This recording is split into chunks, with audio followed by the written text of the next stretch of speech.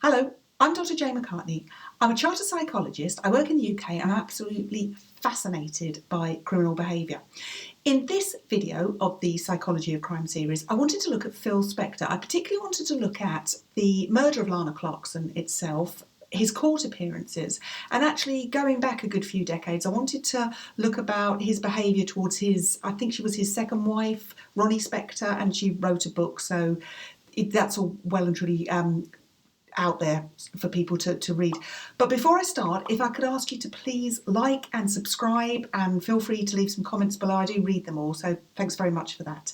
So, Phil Spector died yesterday. This is January 2021. He died yesterday, and obviously a hugely important figure in cultural history, in musical history, but hugely fascinating figure as well. It's well known kind of what type of person he was. I think he even described himself as being bipolar.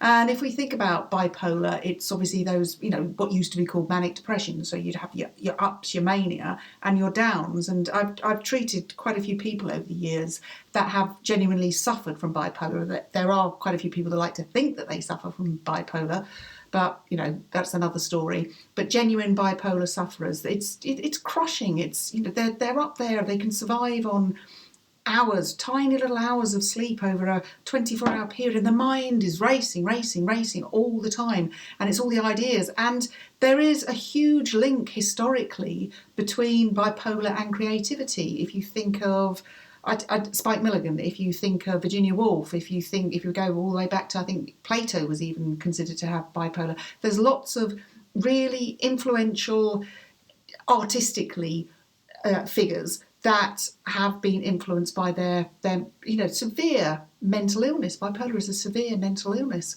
And yes, so Phil Spector suspected that he actually had an undiagnosed bipolar.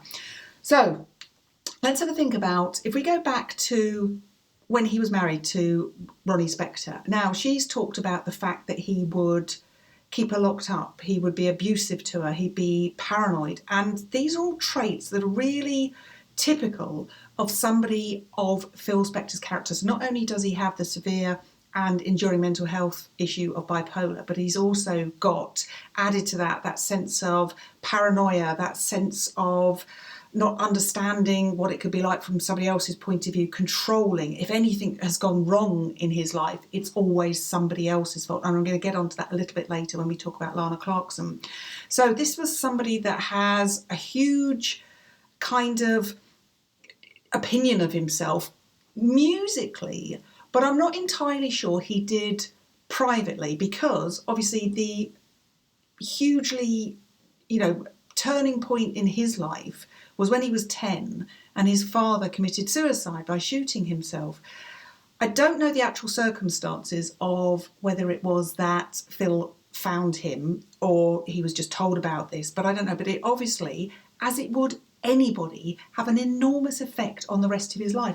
And it was the fact that he was left, he was abandoned, he was rejected by his father. I have no idea what was going on for his dad at that time, but as far as this 10-year-old Phil was concerned, his dad was leaving him, and that would have had a hugely traumatic effect on him, but also it would have contributed to the person that he became, this kind of manipulative, this willing to guilt trip. Ronnie Spector talks about that. Anything she did that was wrong, even if it was the thing that he had told her to do to make it right for him, but it was still wrong.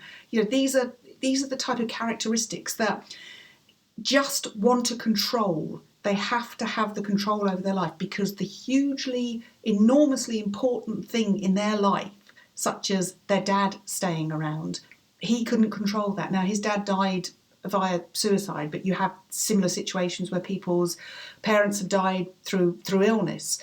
It's not their choice, of course it isn't, but that child thinks, I'm just not good enough for you to have got help for, or to have just not killed yourself for, and they are left with the legacy of not being very good, not being good enough, if you like. And then they spend all their time trying to counter that, and that's where you get somebody like Phil Spector, and then add in his bipolar, so he could work at a tremendous rate. when you get somebody like that just working to make up for that sense of the thing that's missing in his life. And notably his very first hit, to know him is to love him, is all about, it's almost like a love song to his dad, and he wanted to know him. He was 10, so he couldn't get to know him, so that was taken away from him. But if we kind of look at him, and with Ronnie, so she couldn't do anything right. There was a situation where, seemingly from what I can gather, they couldn't have children, so they adopted a single child to begin with. And then I've read that, bizarre as this sounds, he presented her as a Christmas present in the late 60s with twins that he'd adopted. Money, fame, influence obviously went a long way back then, and you could just do this, but it's a really curious situation.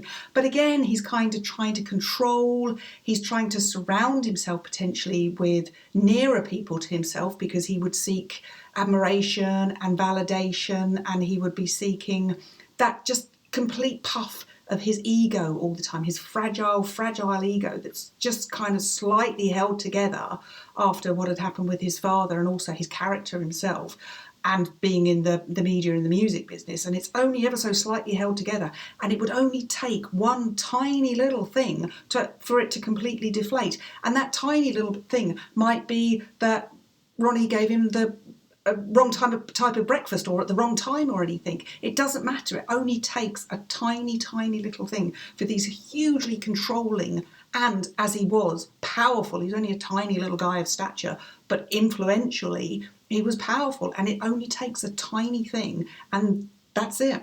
So at those times, what he would have thought would be, this is right, this is how I should behave. I've kind of, made my little kingdom, and I'm going to hold on to it, and I believe that what I'm doing is completely justified and then completely valid, and to keep you in your place, literally, because he locked her in, to keep you in your place is completely and utterly justified. And those would have been the thoughts of those times.